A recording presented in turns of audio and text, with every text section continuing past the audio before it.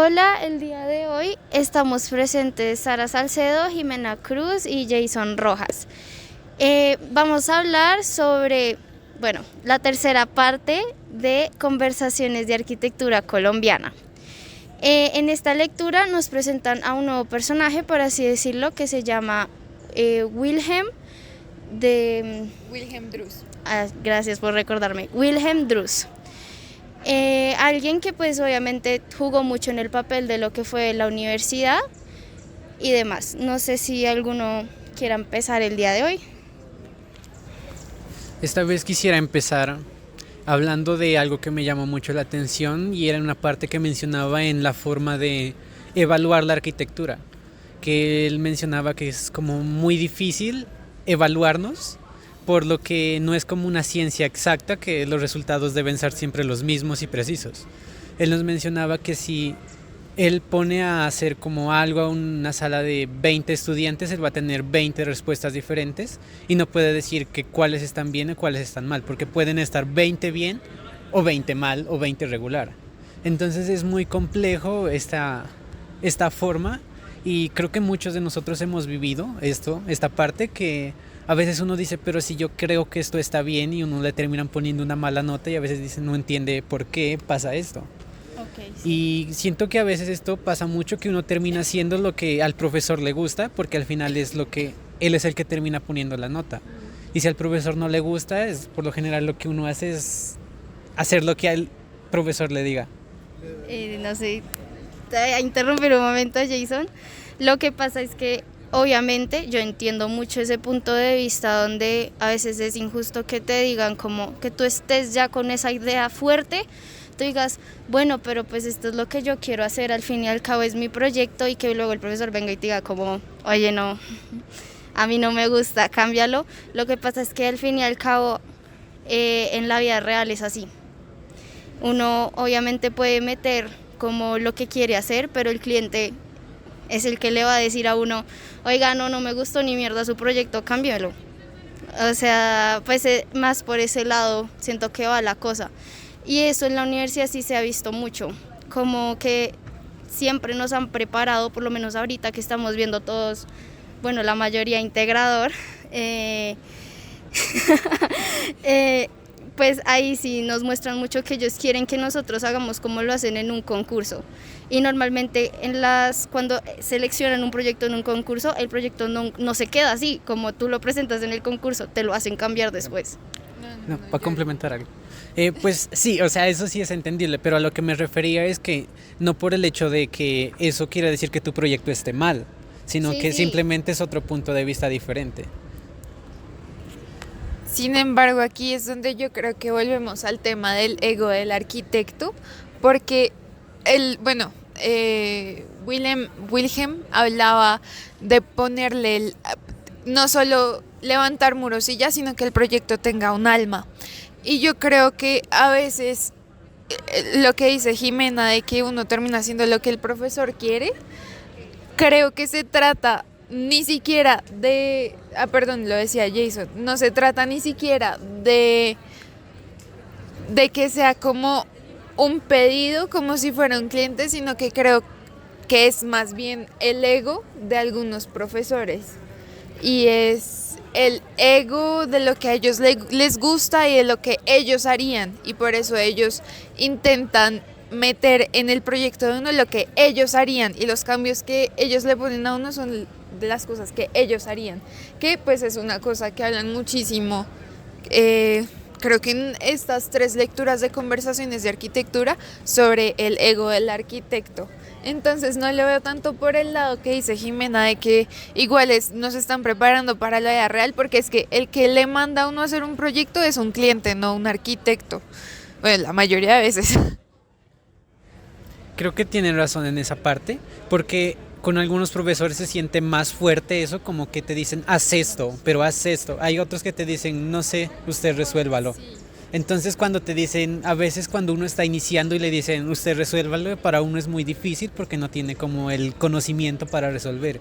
pero cuando uno ya está, digamos, en nuestro semestre, que ya estamos como medio avanzados, ya que te digan qué es exactamente lo que tienes que hacer y que te lo cambien y no te dejen como muy forzadamente, uno ya se siente como mal por el hecho de que es como que tú sientes que el profesor está como interfiriendo mucho en el proyecto y no te deja ser como libre en ese caso. Ok. Y entonces aquí es donde entra también la parte del pensamiento crítico, que creo que Wilhelm, no tengo ni idea de cómo se pronuncia, perdón, hablaba mucho, y en la forma de la educación, que fue con lo que empezó Jason. Pues sí, o sea, en una parte, ya como cambiando un poquito de tema, y no sé si es a donde se iba a ir Sara un poquito, pero técnicamente Wilhelm tenía como este pensamiento que se lo pasó esta persona, que él tomó como mucha inspiración y se basó de él para muchas cosas, que era Ero, no me acuerdo el apellido, sé que empieza con ese, que técnicamente él decía que de la duda surgía la arquitectura. No sé si alguno sabe como más a profundidad a qué se refería él con eso. Por lo que yo entendí, es cuestionarse uno por qué hace las cosas, para quién hace las cosas, y cómo el proyecto de uno limita o da vía a que más cosas o actividades ocurran dentro del lugar. Eso es lo que yo entendí con lo que él se refería en esa parte. Bueno, ya hablamos un poquito de Ero y esta perspectiva de la duda como concepto. A mí me interesó bastante, ya por otro lado, que pues el man sí tenía como muchos referentes, o no sé, como que muchas inspiraciones, muchas figuras arquitectónicas. En una de esas estaba Le Corbusier, que pues yo no sabía, Hermann Samper trabajó con él. Y técnicamente el man como que de esa parte se llevó el estilo modular. Luego pues llegó Alvar Aalto.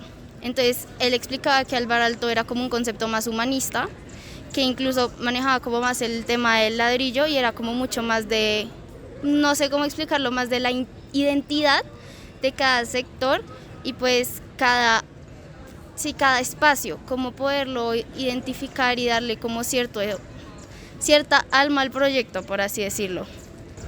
Que a la final, pues yo me acuerdo en segundo semestre Marc Jané nos dijo esto en proyecto, nos dijo, ya todo lo que hay por crear ha sido creado.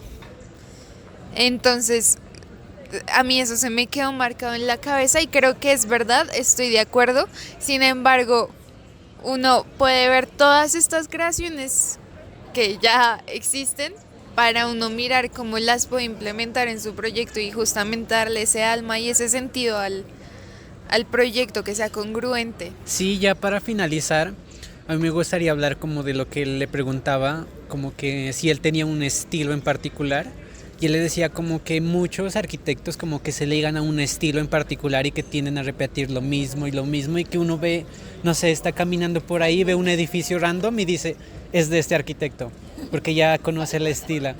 Por ejemplo, en este caso, Rogelio Salmona, que, o sea, nos damos cuenta que cuáles son sus edificios, cuáles son sus casas, y lo que él decía era que uno que tenía que ser como más libre, expandirse más, tener varios objetivos, no solo el mismo estilo y repetir y repetir. Sí, porque también en una parte hablaban de que la arquitectura está en constante evolución.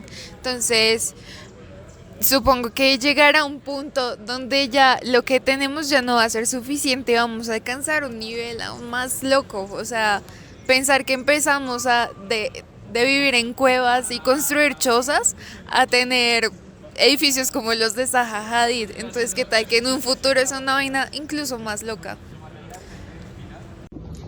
Bueno, me gustaría comenzar en la parte donde Jimena habla de que, pues digamos, en el proyecto integrador, como que al final en la presentación uno como que presenta un concurso, ¿sí?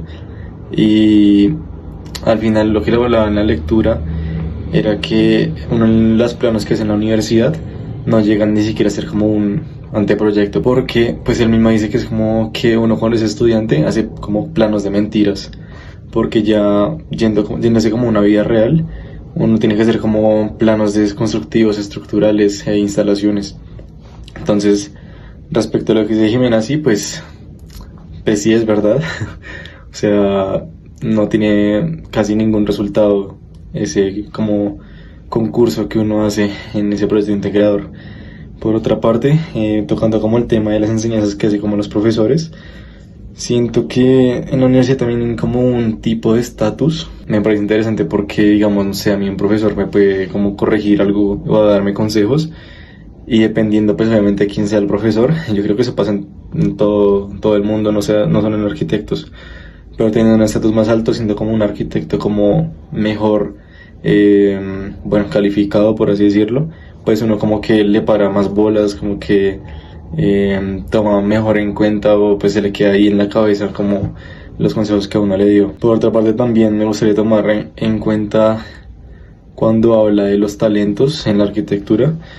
Si es verdad que uno, bueno, pues puede, no sé, digamos, esforzarse o consultar o investigar en la universidad, en los libros, en cualquier cosa, pero si uno no tiene como el talento ya pues en uno, pues la verdad es como, no por así decirlo, difícil, pero está como aún en un camino más atrasado que los que sí tienen como un talento en la arquitectura, porque así uno no lo quiere aceptar, pues hay personas como que tienen más talento como de nacimiento, por así decirlo, que otras personas.